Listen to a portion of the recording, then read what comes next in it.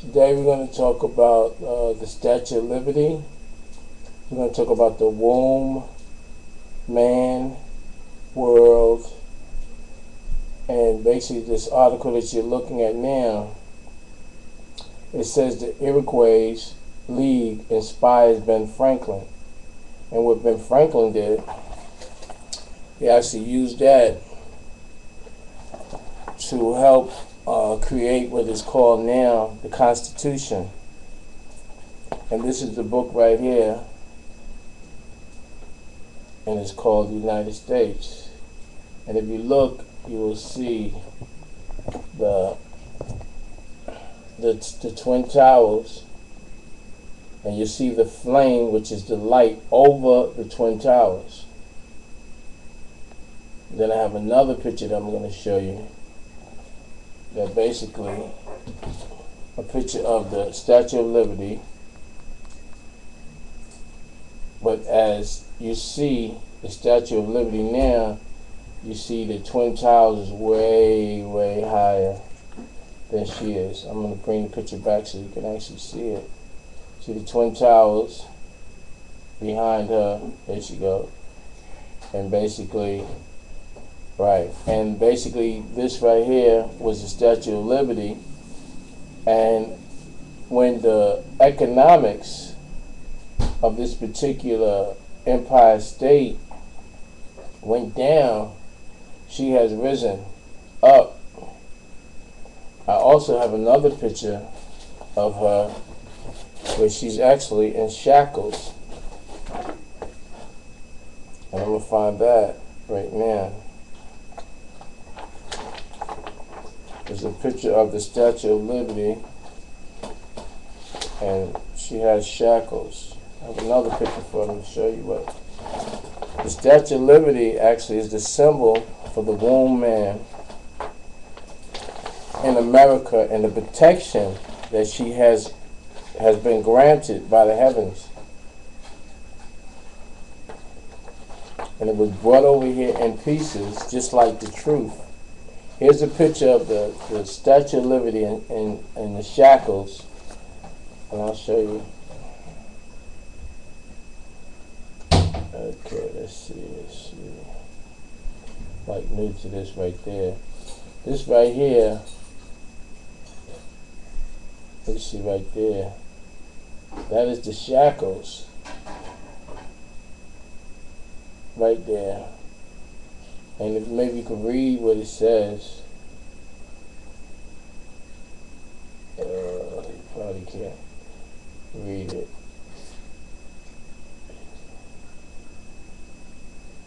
You can read it. This is what it says right there, but I'll read it to you. It says, liberty is not as passive as she may seem to some. The just broken shackles at her feet, for instance, reveal her to be a strong participant in the fight against tyranny. And try anything that man has done. So basically, what are we doing now? This is her tablet or her book. You see, which is actually her book, which I'm going to show you.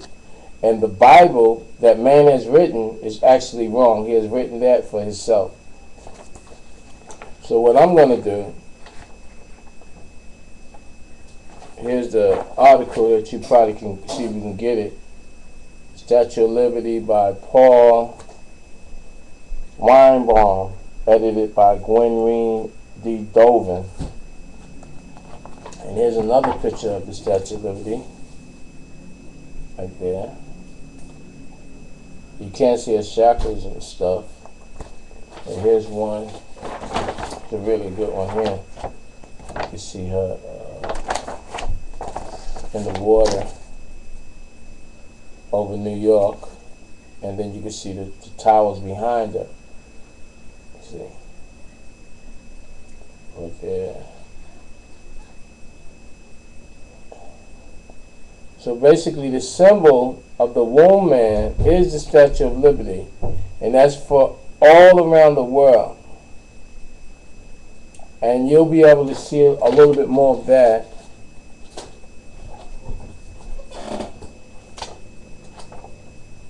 And that's basically what we're going to talk about. The 7 represents the 7 days. The 7 days was back to the Sab and the Bath. The Bath, or the Bath, is the woman. The 7 is the perfected days that was selected, and the detest, or the leaving of the angels who helped in her creation and gave her basically this realm or abode to procreate, to monitor, and to actually have total control and authority. Authority is a very funny word to use, because when you say authority, you're actually saying that you're the author. See, and if someone doesn't correct you over a period of time, you become the authority. And that's what has happened with all the writings. And I'm going to read to you some other things, but I wanted to get this with the Statue of Liberty. I'm going to go again. This is a book of Statue of Liberty by actually Marcus Webb. It's a nice little book too. And if you see, the light of the Statue of Liberty is just above the Twin Towers. The Twin Towers was basically the global machine for world trade. From man's trading, he has what they call tradition. From tradition, this is the United States, from tradition, he has made rituals or rites. From rites, he's made statues, and statues, he's made ordinance when it's on a low scale. But from tradition, he made rules. From rules, that's when he made his Constitution. And the Constitution was actually taken from Uruguay. Not Uruguay. Uruguay, which is right here. You probably can't see it, but it actually says, for uncounted generations, perhaps beginning as early as the 1200s, 6 Native American tribes were united in a confederation known as the Uruguay League. The League was governed by a constitution known as the Canacoa and the Great Law of Peace, whose features were described in 114 wampum pictograms, like hieroglyphics. A Supreme Council of 50 male, which was called Peace Chief, including a tribal representative, was permanently fixed at 14 members of the Onondaga tribe, 10 of the Cayuga tribe, 9 of the Oneida tribe, 9 of the Mohawks, and 8 of the Seneca tribe. Tribal clan mothers nominated male representatives who were appointed for life but could be recalled for poor performance.